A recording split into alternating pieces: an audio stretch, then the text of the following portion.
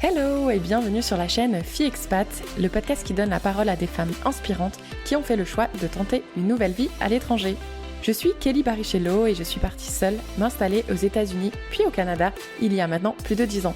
Que tu sois déjà expatriée / immigrée ou tout simplement curieuse de savoir comment est la vie en Amérique du Sud, en Afrique ou encore en Asie, ce podcast est fait pour toi. Toujours dans la joie et la bonne humeur, j'échange avec mes invités sur leur parcours, les difficultés qu'elles ont rencontrées mais aussi les moments forts.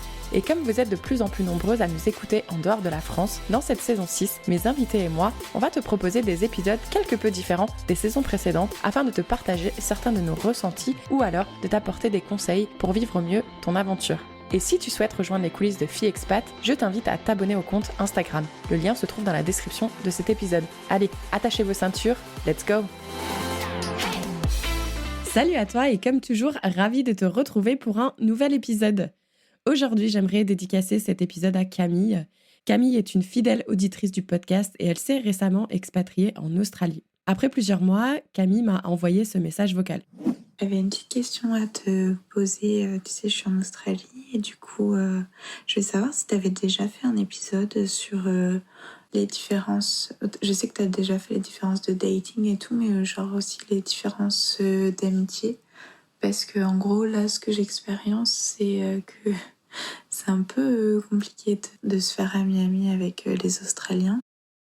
Ce message me touche personnellement car je suis moi-même arrivée plusieurs fois dans un nouveau pays, seule. Et crois-moi Camille, tu n'es pas la seule à avoir connu cette situation, celle où on se sent perdu et isolé. Cette situation où en plus de devoir apprendre une nouvelle langue et parfois même devoir faire ses preuves dans un nouveau travail, on doit créer de nouveaux liens et de nouvelles amitiés. J'ai donc décidé de faire cet épisode pour toutes celles qui sont arrivées ou qui vont arriver seules dans un nouveau pays.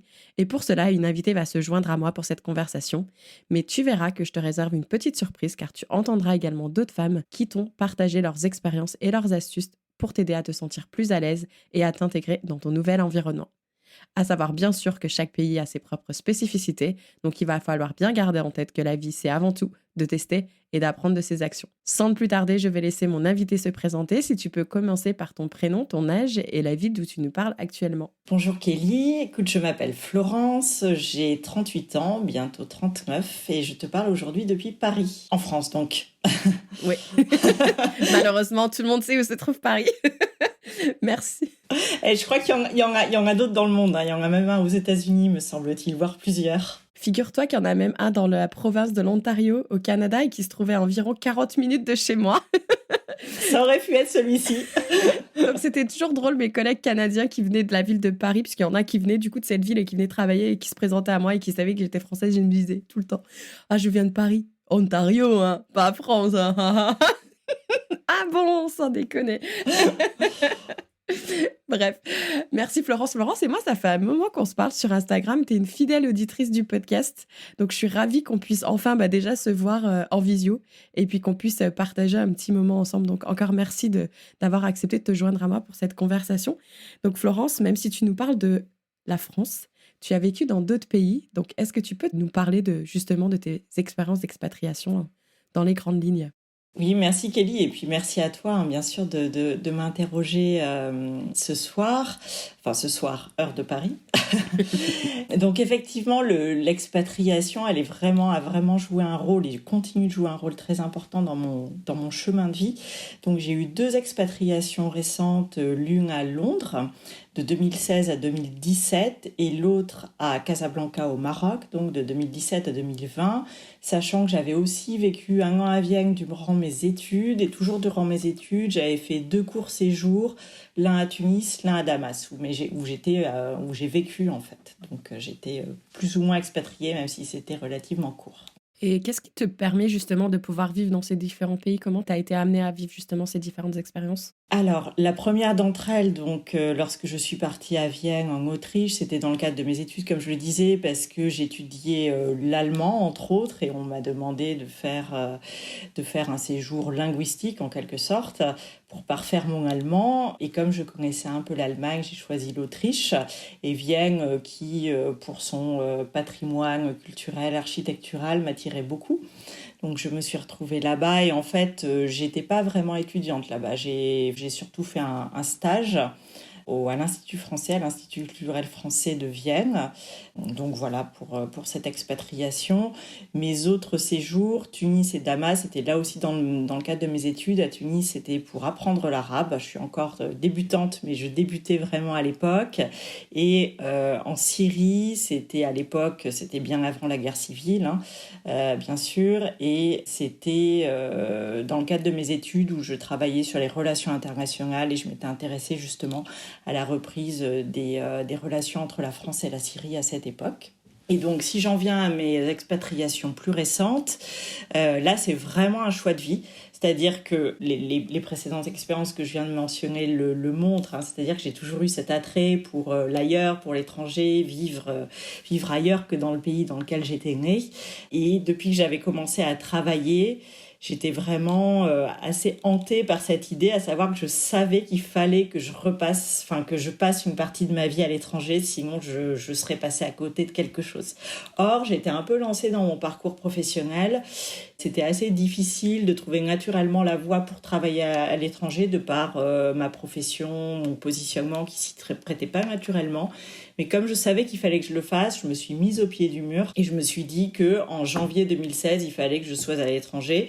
Donc j'ai arbitré entre plusieurs options et voilà, de fil en aiguille, je me suis retrouvée à Londres. Puis ensuite, un cheminement m'a menée à Casablanca. J'ai fini par rentrer en janvier 2020. Donc là, juste avant, j'ai eu une préséance juste avant l'ère Covid. Mais voilà. Mais néanmoins, aujourd'hui, j'ai en tête de repartir et je pense que ça ne va pas tarder. Donc voilà, c'est pour ça que l'expatriation est vraiment au cœur de mon cheminement, comme je le disais. Donc ça explique pourquoi tu es tellement fan du podcast.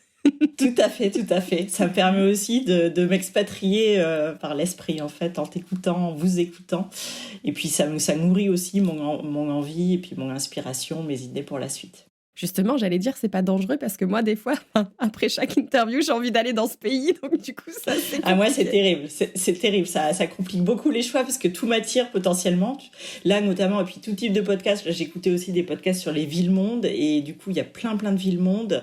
Et j'ai envie de vivre partout, en fait. Donc, c'est très compliqué.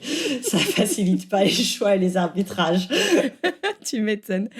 Mais dans chacune de ces expatriations, de ces aventures à l'étranger, est-ce que tu es partie seule ? Oui, toujours.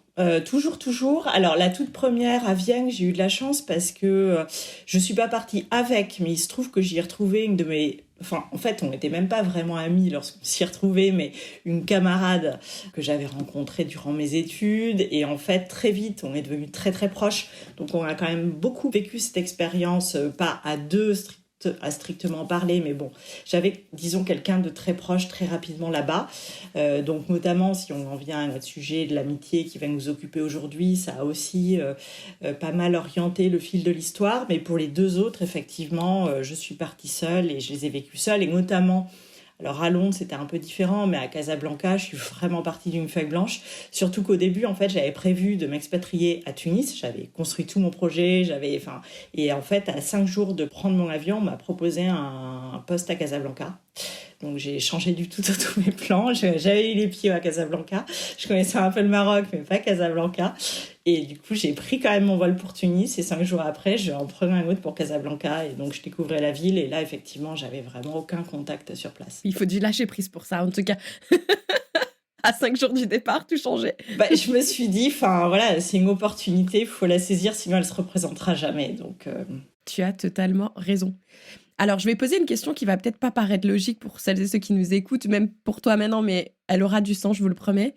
Est-ce que toi, avant de partir dans toutes ces expériences, est-ce que tu as grandi dans une famille avec des frères et sœurs ? Est-ce que tu étais proche de tes amis ? Est-ce que tu étais quelqu'un de solitaire ? Est-ce que tu pourrais nous en dire un petit peu plus ? Quelle personnalité tu avais ? Moi, j'ai un petit frère de 3 ans, mon cadet, mais on n'était pas une famille nombreuse.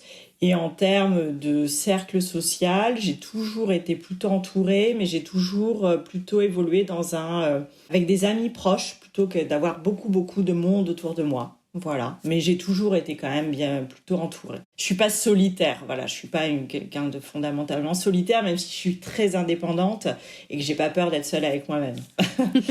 En fait, la raison pour laquelle je posais cette question, c'est parce que avant d'en arriver à le moment où tu arrives à l'étranger, j'avais envie de parler de ce moment avant de partir, parce que je pense qu'il est tout aussi important dans le sens où moi, c'était pareil. Alors moi, j'ai grandi avec un frère jumeau, je le répète pour ceux qui le savent déjà. J'avais des meilleurs amis, ma meilleure amie, enfin, on était H24 ensemble. J'ai toujours été très entourée. Donc pour moi, en fait, c'était pas normal de me retrouver seule, entre guillemets. Le seul moment où je me retrouvais seule, c'est quand j'allais me coucher. Et je pense que quand on sait qu'on prépare un voyage, peut-être qu'on va partir, il faudrait peut-être prendre un temps, à un moment donné, pour essayer d'apprécier des moments en solitaire, en fait. Et la raison pour laquelle je dis ça, c'est parce que avant de partir, surtout les quelques jours ou la semaine avant de partir, alors déjà qu'on est toujours entouré de monde, mais là, on va se retrouver avec beaucoup de personnes, on va dire des au revoir, ça va être très émotionnel, ça va être très intense. Une fois qu'on va arriver, enfin qu'on va prendre son avion, on va encore être dans cet ascenseur émotionnel où ça va être super excitant. On va arriver dans un nouveau pays, on va découvrir des nouvelles choses. Donc il y a eu beaucoup de choses qui se sont passées, on a été beaucoup entourés, et du coup, paf, tout d'un coup, on va se retrouver tout seul, en fait.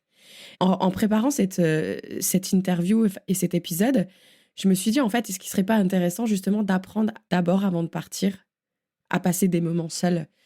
Comme ça, au moins, on sait comment s'occuper, on sait que c'est OK, en fait, d'être toute seule et on apprécie d'être avec soi-même, en fait. C'est ça le truc, en fait. Il faut apprendre à apprécier à être avec soi-même. Donc, je sais pas si toi, c'était quelque chose que tu avais déjà fait en amont. Moi, en tout cas, je l'avais jamais fait. Mais je l'ai appris une fois que je suis arrivée au Canada, où là, je me suis dit, il faut vraiment que j'apprenne à être toute seule. Ça a été très dur. Et je pense que si je l'avais appris avant de partir et que j'aurais accepté le truc, ça aurait été un petit peu plus facile. Donc, c'est pour ça, en fait, je voulais aborder ce sujet. Je suis tout à fait d'accord avec toi. Alors, en ce qui me concerne, c'est vrai que je n'étais pas quelqu'un qui avait besoin d'être, enfin, qui était sans cesse entouré. J'avais un réseau d'amis très solide, des amitiés très profondes. J'ai toujours nourri cette indépendance qui faisait que je pouvais être seule. Et j'en avais fait l'expérience à plusieurs reprises et notamment dans le cadre de voyages à l'étranger seul. Et ça, je pense que c'est peut-être effectivement un bon type, une bonne préparation au fait de s'expatrier seul. C'est au moins d'avoir expérimenté le voyage seul. Ça peut être d'ailleurs le voyage sans forcément aller à l'étranger, hein. Mais c'est sûr que je pense qu'à l'étranger, on se sent d'autant plus seul, a fortiori quand on est dans un pays qui ne parle pas notre langue natale.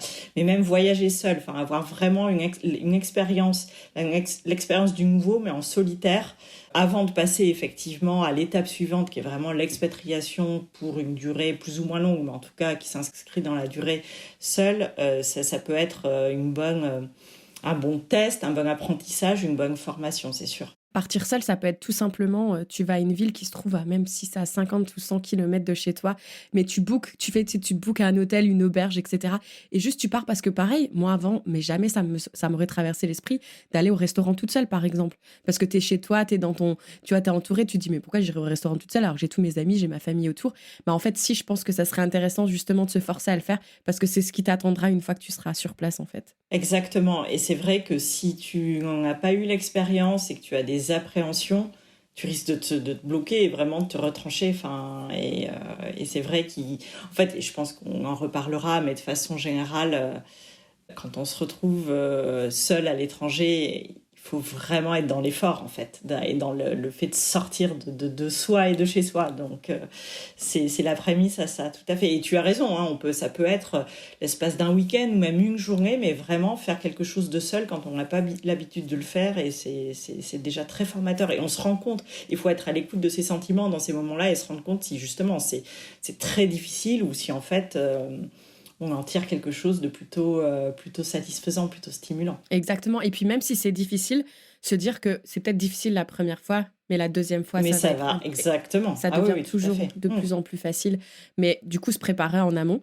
Bon, puisque tu as commencé à aborder le sujet, maintenant tu arrives sur place. Quelles ont été, toi, les premières choses que tu as faites pour justement commencer à rentrer en contact avec des personnes et pouvoir te créer de nouvelles amitiés? Alors, pas au Maroc, puisque comme je le disais, ça a été un peu du jour au lendemain, mais à Londres, j'ai anticipé justement. J'ai pas attendu d'arriver sur place pour prendre des contacts, essayer de nouer des liens.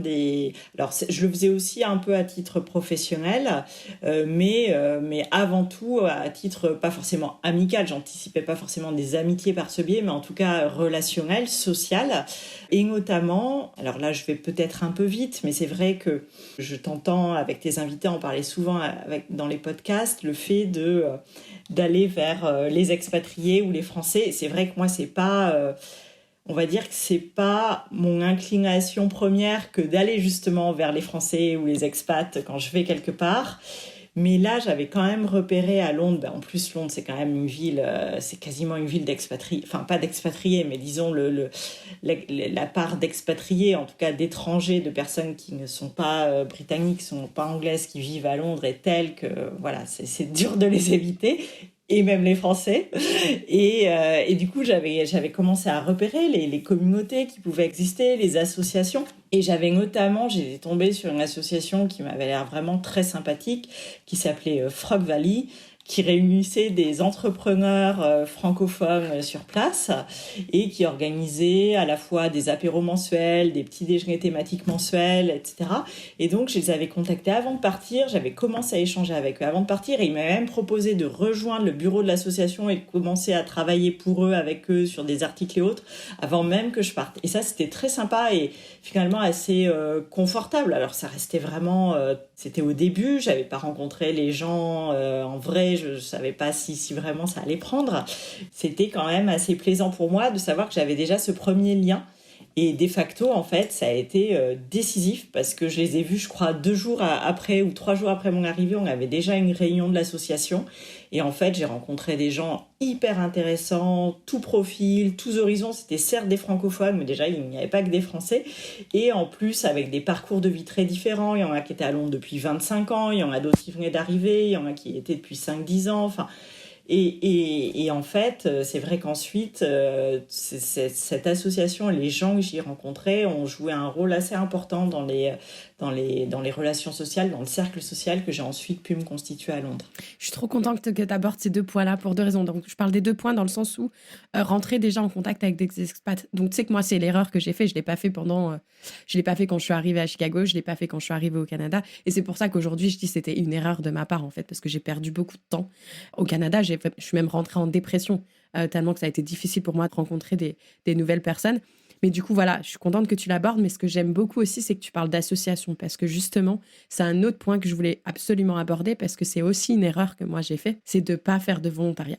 Moi, en France, j'ai grandi. Pour moi, le volontariat, ce n'était pas quelque chose de normal, on va dire. Enfin, ce n'était pas quelque chose dans notre quotidien. Au Canada, le volontariat, c'est dans la culture. Si tu es citoyen canadien, tu dois faire du volontariat. C'est comme ça. C'est limite la loi, tu vois.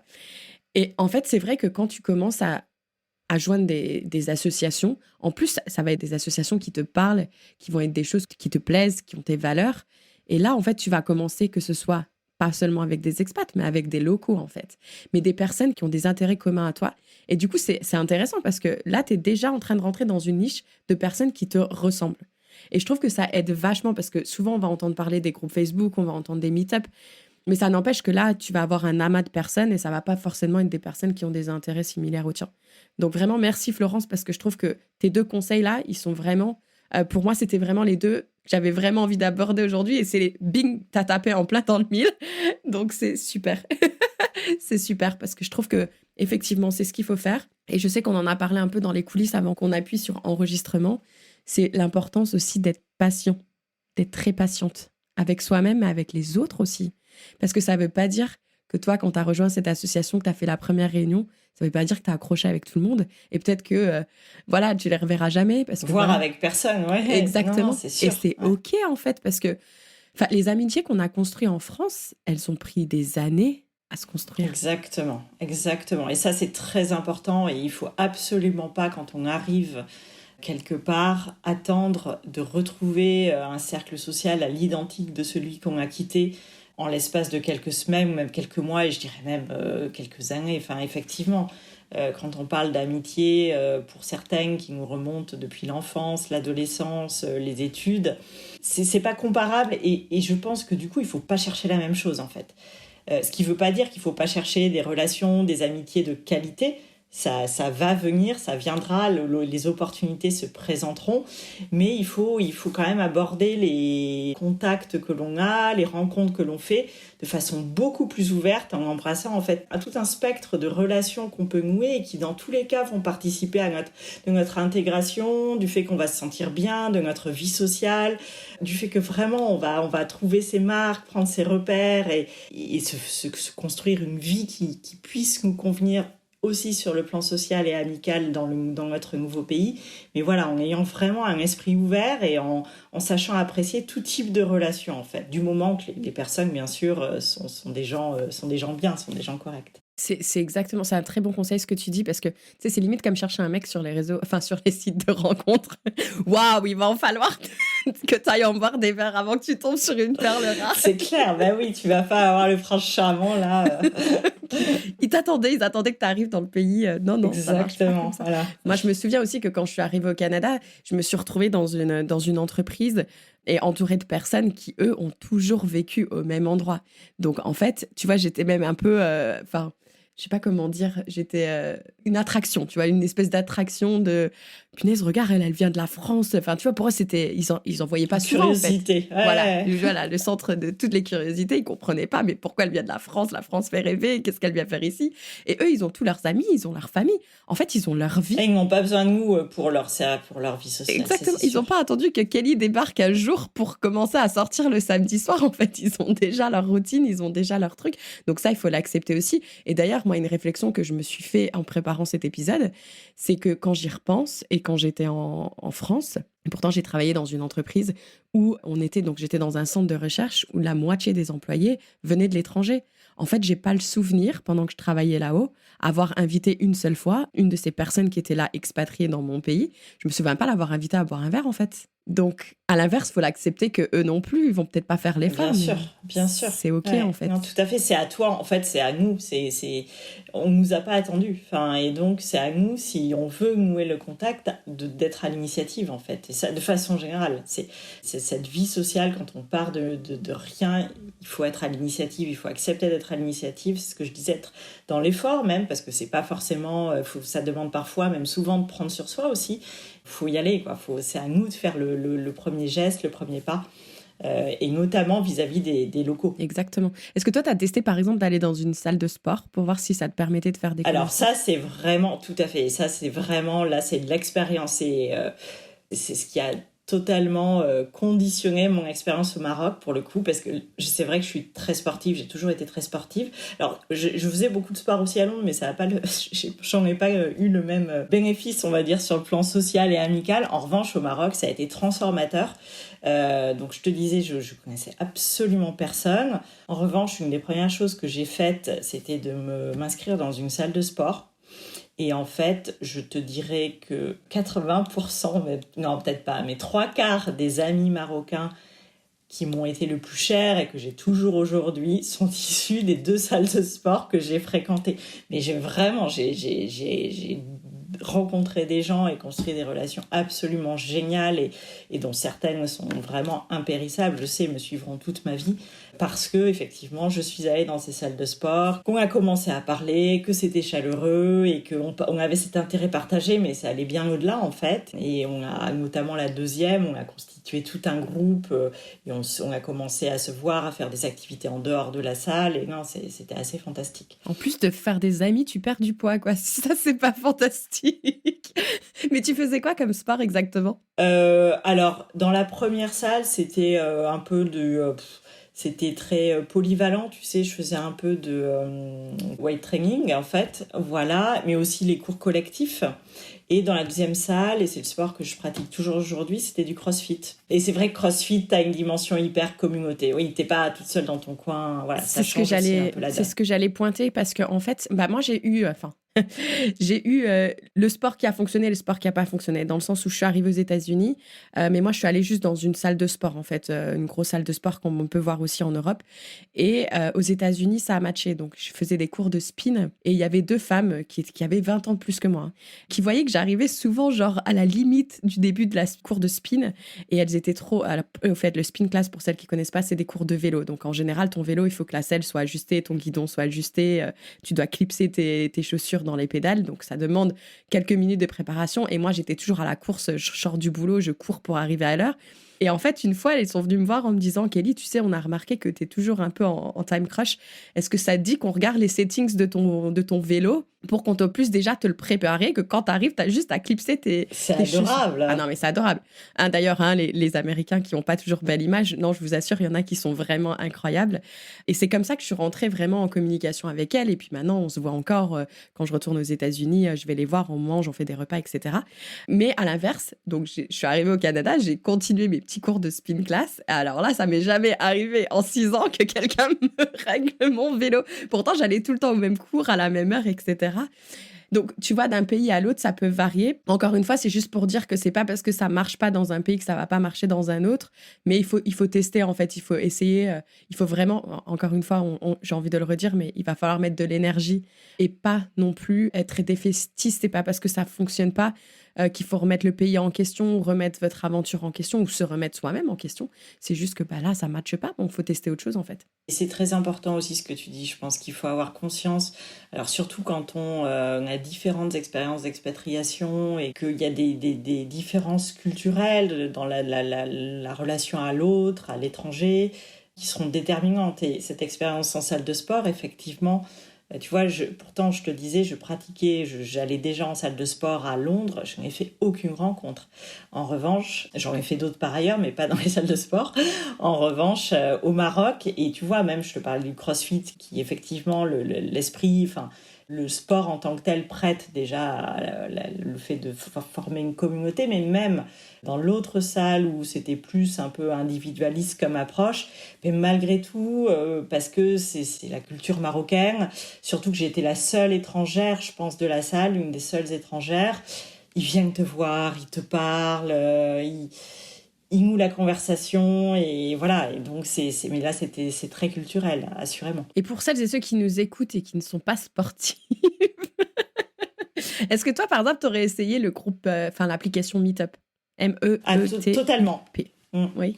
Totalement. Ben ça a été, outre l'association là dont je te parlais d'expats français londoniens, enfin d'entrepreneurs français à Londres, j'ai beaucoup utilisé Meetup. Alors, j'avoue que j'ai un peu optimisé entre guillemets, mais pas du tout dans une logique opportuniste. Hein. C'était vraiment à la fois parce que j'en avais besoin pour mon travail, puisque je lançais la filiale d'une société de conseil à Londres, donc j'avais vraiment besoin de faire du développement commercial de façon soutenue. Et puis je savais que c'était l'opportunité de rencontrer des gens, voire beaucoup de gens, parce qu'en plus, alors je sais pas vraiment où ça en est Meetup, et d'ailleurs le développement varie selon les pays, mais à Londres à l'époque c'était vraiment extrêmement utilisé. C'était vraiment donc il y avait énormément de meet-up, donc de groupes avec chacun sa thématique, son centre d'intérêt. Et donc moi j'avais repéré ceux qui m'intéressaient pour mon travail, mais même plus largement où c'était un peu plus englobant en fait. Et j'ai fait énormément de meet-up. J'en faisais 3-4 par semaine. Comme ça on peut se dire c'est pas tant que ça. En fait c'est quand même pas mal puisque c'est assez exigeant parce qu'à chaque fois. Là encore, on en revient au fait de faire un effort. Ça demande déjà en plus c'est le soir après ta journée de travail, donc voilà, tu joues les prolongations et ça demande à chaque fois d'aller dans un endroit où tu vas connaître personne. Souvent en plus c'est toujours un nouvel endroit. Londres c'est très grand, donc tu parcours des kilomètres pour aller à ton meet-up. Tu sais pas du tout ce que tu peux en attendre, ce que tu vas y trouver, qui tu vas trouver. C'est toujours un peu, surtout au début quand tu connais pas bien les groupes, c'est un peu le cadeau surprise. Hein. Mais il faut tenter en fait, c'est ça. Il faut tenter sans forcément en attendre grand-chose, mais en disant pourquoi pas, ça vaut le coup. Et souvent, on a des bonnes surprises. Parfois, il se passe rien. Et d'ailleurs, on le sent assez vite. En général, on arrive quelque part, ça prend pas. Et puis, c'est pas grave si on part au bout d'une demi-heure. C'est pas grave qu'on est fatigué, que par ailleurs, des soirs, on a moins d'énergie pour essayer d'engager la conversation, de nouer des liens. Et donc, tant pis, il faut absolument pas, encore une fois, s'en vouloir et considérer que c'est du temps perdu. Mais le soir d'après, là, ça va être le jackpot, ça va être ambiance très sympathique et on va parler à 2, 3, 4 personnes avec qui on va avoir des conversations très intéressantes. Et sur ces 3, 4 personnes, on va garder 1 ou 2 contacts et en fait, peut-être que 6 mois après, 2 ans après, ces personnes sont toujours dans notre cercle amical. Et d'ailleurs, j'ai même envie d'ajouter que si toi qui nous écoutes es dans un pays où Meetup, il n'y a pas de groupe, tu peux créer un groupe en fait, parce qu'il y a certainement des personnes qui sont là aussi en train d'attendre à faire des rencontres. Donc, tu peux créer un groupe qui est dans tes intérêts à toi. Je sais qu'ici, à Montréal, ce que j'avais testé aussi, il y a beaucoup de soirées de networking. Donc là, c'est peut-être un petit peu plus orienté business. Mais moi qui suis dans l'entrepreneuriat, donc pareil, j'étais intéressée par l'entrepreneuriat. Donc, il y a le site Eventbrite. Donc, je mettrai les liens, bien évidemment, dans la description de l'épisode. Eventbrite, où tu peux trouver facilement des événements, en fait, par rapport à tes centres d'intérêt. Donc voilà, il faut vraiment faire des recherches. Je sais qu'il y a aussi un groupe Facebook là, qui est plus pour les femmes, par exemple, qui s'appelle Sorties entre elles. Donc c'est pareil, des fois, je vois des posts passer d'une femme qui va écrire, qui va dire soit je suis nouvelle ou soit je suis là depuis plusieurs années. Et là, tu vas avoir 30 commentaires de femmes qui sont « Mais oui, moi aussi, j'ai envie d'aller boire un verre, en fait. » Mais des fois, il faut être celle qui initie ou qui organise le truc. Alors, c'est sûr que c'est pas donné à tout le monde de vouloir organiser, mais organiser de boire un verre, c'est vraiment pas compliqué, en fait. Enfin, là, j'ai organisé une rencontre avec des auditrices. Je suis allée dans une espèce de food court. Alors, un food court, c'est un endroit où il y a toutes sortes de, pas que des fast-food, mais plein de petits restaurants. Et en fait, c'est facile de trouver une grande table et puis tout le monde vient et puis au moins tout le monde peut choisir ce qu'il a envie de manger. Tu n'es pas obligé de te casser la tête à choisir un restaurant.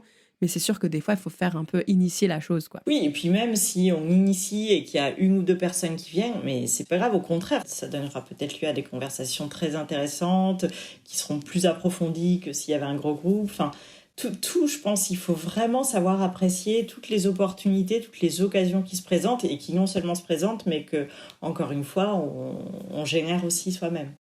Il y a une question que j'avais envie de te poser aussi, c'est est-ce que quand toi, t'arrivais dans un nouveau pays, à chaque fois, est-ce que les premiers week-ends, bon, toi, t'avais pas trop de décalage horaire du coup avec la France, mais est-ce que tu dirais que c'était assez récurrent quand même où t'appelais ta famille, tes amis en FaceTime et que tu passais pas mal de temps au téléphone avec eux? Non, j'avoue que non. Pourtant, alors, mais c'est aussi, tu vois, alors, je me rends plus très compte, mais tu vois, ces années où je suis partie, notamment les premières années, on utilise quand même, me semble-t-il, on utilisait quand même beaucoup moins, de façon systématique en fait, les applis, en tout cas la visio, même les WhatsApp, etc. C'était plus SMS et appel téléphonique. On n'avait même pas fait, WhatsApp. Concrètement. Ouais, peut-être que c'était les débuts, je sais plus, tu vois, mais en tout cas 2016. Et donc moi, j'ai pas le souvenir.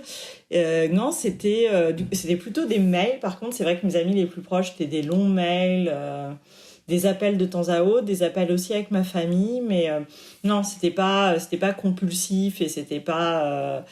Mais j'avoue que c'est vrai qu'aujourd'hui, ouais, c'est beaucoup plus simple et du coup beaucoup plus tentant, forcément. Mais en fait, justement, enfin moi, j'adore notre échange parce que toi, j'ai l'impression que t'es la personne qui a fait toutes les choses dans l'ordre, en fait, sans erreur. Et moi, j'ai fait toutes les erreurs. J'ai fait toutes les erreurs dans le sens où, même si à l'époque, effectivement, on n'avait pas WhatsApp, mais on avait Viber, on avait Tango, on avait on avait Skype. On avait un peu Skype, ouais, voilà. Skype, ça va. Et en fait, moi, j'ai fait l'erreur que tous mes week-ends, quasiment, enfin beaucoup en tout cas, je passais beaucoup de temps, soit à appeler mes cousines, à appeler mes copines, à appeler mes parents, etc., etc. Et en fait, c'est normal de vouloir garder contact avec son entourage, je le conçois, mais il faut faire très attention à ça. Moi, en plus, j'avais le décalage horaire, donc forcément, nous, on devait programmer les week-ends pour essayer que ça puisse matcher au niveau de timing de tout le monde. Mais en fait, je pense qu'il faut faire très attention à ça parce que du coup, toutes ces heures-là qu'on va passer au téléphone avec notre entourage, c'est des heures, ça nous prend de l'énergie déjà, mine de rien. Et c'est des heures où on n'est pas en train de faire autre chose, où on n'est pas disponible à se rendre à un événement ou à se reposer tout simplement ou aller faire du sport. Enfin, moi, je me souviens des fois, mais moi, j'aimerais bien savoir à quelle heure on s'appelle samedi matin parce qu'en fait, moi, j'ai un cours de spin, quoi. Enfin, j'ai une vie. Enfin, tu vois, quand on a décidé de partir à l'étranger, il faut aussi accepter qu'on va devoir rater des apéros. On va peut-être pas pouvoir être disponible à 14h de l'après-midi parce qu'eux, ils sont en train de faire un apéro. Ils ont envie de nous appeler, en fait. Il faut vraiment accepter qu'à un moment donné, on va faire une séparation. Ça veut pas dire qu'on s'oublie l'un et l'autre. Ça veut juste dire que maintenant, il faut que je me laisse le temps de vivre ma nouvelle aventure, en fait. Alors, je suis tout à fait d'accord. Je pense qu'effectivement, c'est bien sûr très important de continuer de nourrir, de cultiver ses amitiés et puis bien sûr les liens avec sa famille dans son pays d'expatriation. Mais il ne faut pas en faire une béquille pour une absence en fait qui du coup comble ce manque de vie sociale et de relations qui sera inévitable au début. Et si on commence effectivement à tout remplacer, à combler ce vide par les liens déjà existants, eh bien, on ne se donnera jamais la chance, en fait, de créer de nouveaux liens et d'avoir une vie sociale dans le pays où on vit. Exactement. Est-ce que tu penses à autre chose qu'on a peut-être oublié ou j'ai pas pensé à te poser comme question ou d'autres tips, conseils? L'essentiel, je pense, c'est ce qu'on s'est dit à la fois sur saisir toutes les opportunités, enfin, ne pas être vraiment, avoir un état d'esprit très ouvert et pas trop exigeant, mais dans le bon sens du terme, c'est-à-dire vraiment être capable de tout apprécier et de se donner la chance de savourer, d'apprécier tout type de rencontre, quoi qu'elle nous réserve. Et si certaines ne donnent rien, c'est pas grave et il faut quand même savoir apprécier le moment vécu, la rencontre telle qu'on l'a vécue, et sachant que toute rencontre, peut-être encore une fois, peut s'ouvrir sur une relation très satisfaisante. Donc il faut vraiment être très ouvert d'esprit, être aussi très tolérant et ouvert d'esprit, on l'a aussi évoqué, vis-à-vis surtout quand on interagit avec les locaux des différences culturelles. C'est vrai que les expatriés, même avec les expatriés qui ne sont pas issus du même pays que nous, même si c'est vrai, je pense qu'il y a aussi plus de facilité vis-à-vis des expatriés parce que qui est très bien, c'est pour ça on en revient au fait d'aller, de pas se fermer la porte des expatriés et même des Français dans le pays d'expatriation. C'est que ce sont des gens qui ont le même état d'esprit et les mêmes attentes finalement, enfin en tout cas pour beaucoup d'entre eux, vis-à-vis de la nécessité de faire de nouvelles rencontres, de se créer un nouveau cercle social.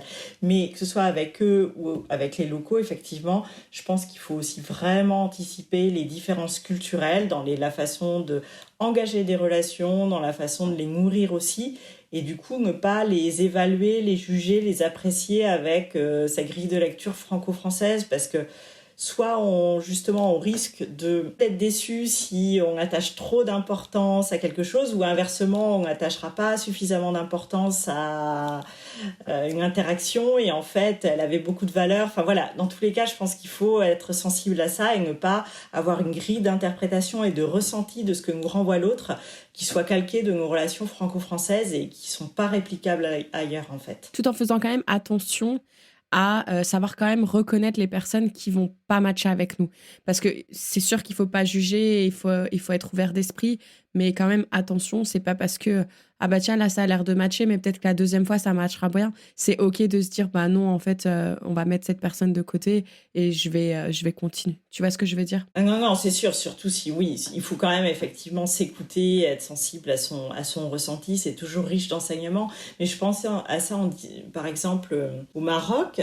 C'est vrai que de façon générale, les Marocains sont très très expressifs et dans les mots qu'ils vont employer, notamment lorsqu'on échange en français, ils vont être très vite dans des démonstrations d'amitié, voire d'amour très, très, très fortes, très engageantes en tout cas avec une grille de lecture franco-française. Et donc, il faut quand même garder à l'esprit que, voilà, c'est pas, ça correspond pas quand on dit ma chérie à une amie qu'on a rencontrée il y a une semaine, c'est pas la même chose que à son amie d'enfance, voilà, enfin, c'est sans caricaturer, hein, mais voilà, je pense qu'il faut être sensible aussi à ça. Ouais, parce que ça aussi, c'est difficile justement d'enlever ses lunettes. Mais c'est ça qui est génial aussi, hein. C'est ce qui est génial aussi.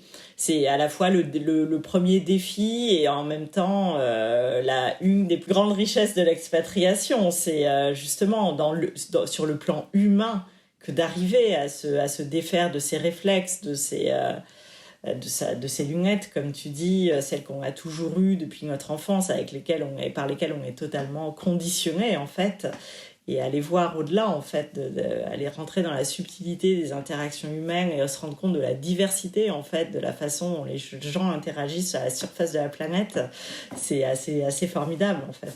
Je viens d'avoir une idée en plus, là je me dis waouh, c'est une bonne idée ça. La prochaine fois que je vais dans un nouveau pays, je devrais m'amuser à faire ça. Tu sais, tu te crées ton jeu de cette famille là. Chaque fois que tu rencontres quelqu'un, tu dessines une petite carte tu dessines la personne que tu viens de rencontrer, ses traits de personnalité, et tu te crées ton jeu de cette famille. Tout à fait. Tu sais, ça rend un jeu, un petit jeu comme ça peut Non, rendre mais c'est vrai. le truc un petit peu plus fun. Parce que toi, en plus, t'es en train de préparer une expatriation, là. Oui, alors je commence tout juste. La décision est prise. La région est à peu près identifiée. Maintenant, il va falloir entrer dans le vif de l'action. Je me suis dit, j'ai jusqu'à fin 2024. Je vais avoir 40 ans en 2024. Donc, il faut que ce soit avant avant la fin de l'année de mes 40 ans. Voilà, et ça, c'est ce que je dis toujours. Il faut se fixer une date. Il faut fixer une date, mais se laisser le temps. Donc là, t'as très bien fait ton truc. On est en mars 2023. T'as 1 an et demi. T'as déterminé la région. Oui, surtout que j'avoue qu'avant, ça m'aurait paru l'éternité. Mais bon, j'ai plus 25 ans et je t'avoue que j'ai envie de préparer davantage cette expatriation pour aussi partir dans des conditions qui seront pas forcément confortables, mais un peu moins aventureuses qu'avant, parce que après bon, j'ai pas à me justifier, mais c'est vrai que voilà, ouais, je sens que j'ai moins l'énergie pour tout cracher là et recommencer demain de zéro, sans avoir rien préparé, donc je suis pas non plus, j'exclus pas tout à fait de finir par le faire, on sait jamais. Ça se trouve, 5 jours avant de partir, tu vas avoir une nouvelle opportunité qui est à l'opposé de ce que tu avais prévu. Tu vas dire, allez, c'est bon, c'est parti. Je vais me retrouver au Canada. À partir du moment où t'as pas même situation que moi, où moi j'avais préparé ma valise d'affaires d'été pour la Guadeloupe, et là le vol se retrouve annulé et je me retrouve à devoir aller en France en plein hiver. Là j'étais Ah, j'avoue, c'est dur. Ouais. Bon bah du coup je me retrouve à devoir checking 2 valises. Aïe aïe aïe. Mais bon, ça va, c'est des petits problèmes à côté de d'autres situations. Eh bien écoute Florence, merci beaucoup. Je t'avais pas demandé de préparer ça, mais comme tu connais le podcast, peut-être que tu sais ce que je vais te demander. Mais là, si aujourd'hui, justement, tu pouvais te passer un message avant... Enfin, il y a encore quoi que j'ai l'impression que toi, tes expatriations pour faire des connaissances, en tout cas, on va dire si tu pouvais passer un message à Camille, tiens. Je vais changer un petit peu la question. Aujourd'hui, tu passes un message à Camille qui est en Australie et qui commence un peu à désespérer, justement, de ne pas faire de rencontres ou, en tout cas, d'avoir le sentiment d'avoir des amitiés qui sont authentiques. Qu'est-ce que tu lui dirais ? En plus de tout ce qu'on a dit juste avant. Sois patiente et donne-toi les moyens. C'est vraiment ça. N'attends pas effectivement de rencontrer les meilleurs amis de ta vie en Australie demain. Mais en revanche, vraiment, engage-toi dans la démarche de rencontrer, va vers autrui, fais le premier pas. Ne néglige aucune opportunité et tu verras, tu vas faire plein de belles rencontres et tu vas te faire toute une palette de rencontres, justement. Tu vas créer toute une palette de rencontres, une palette de relations et ça va donner à ta vie beaucoup de couleurs, beaucoup de richesses. Et il n'y a aucune raison pour que ça n'arrive pas si tu t'en donnes les moyens, c'est certain. Amuse-toi vraiment, profite. Et pour conclure cet épisode, est-ce que tu voudrais partager avec nous ta citation ou chanson préférée ? Citation préférée, une de mes citations préférées, c'est de Sylvain Tesson, l'écrivain que j'adore, grand voyageur parmi les voyageurs, qui justement dit « Évangile du voyageur, aime le lointain comme toi-même ». Et j'avoue que pour moi, c'est une phrase qui me guide beaucoup dans ma vie, aime le lointain comme toi-même. Et voilà, c'est un peu un projet de vie. T'as vu, en plus, ça, je trouve que ça boucle ce que je disais au début, tu vois. Apprends à passer des moments avec toi-même, à aimer ces moments avec toi-même. Tu vois, c'est apprendre à s'aimer aussi et du coup, ça aide beaucoup. Ou j'ai une deuxième citation, désolée, que j'adore, que j'aime autant que celle-ci. C'est de Paul Morand, cette fois-ci. C'est pour moi, ailleurs est un mot plus beau que demain. Eh ben, merci beaucoup, Florence. Merci de m'avoir accordé de ton temps. Grand merci à toi. C'était vraiment, j'ai eu beaucoup de plaisir à échanger. Puis comme je te le disais, enfin comme on se le disait, je t'ai déjà beaucoup écouté, donc c'était une expérience très intéressante et de passer dans les coulisses, enfin de l'autre côté. C'est clair, merci beaucoup. Et puis pour toutes celles et ceux qui nous écoutent, maintenant avec Spotify, on peut laisser, même avec un compte gratuit, on peut laisser un commentaire qui va être propre à cet épisode. Donc surtout, n'hésitez pas, si vous avez des petits conseils ou des tips à donner à une personne qui part seule, surtout n'hésitez pas à nous les mettre en commentaire et n'hésitez pas aussi à remercier Florence de nous avoir partagé, elle, ses meilleurs conseils, ça nous fera extrêmement plaisir. Et puis comme toujours, il y a aussi Apple Podcast, donc je sais, j'arrête pas de le répéter, mais c'est parce que ça aide vraiment à rendre le podcast visible. Donc merci d'avance de votre aide et je vous dis à très vite pour un nouvel épisode. Ciao, ciao. Merci Kelly.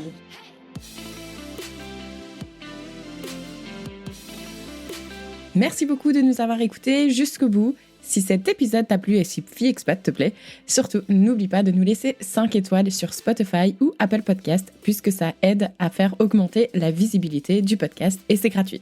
Merci par avance et je te retrouve très vite pour un nouvel épisode de Fille Expat. Ciao ciao!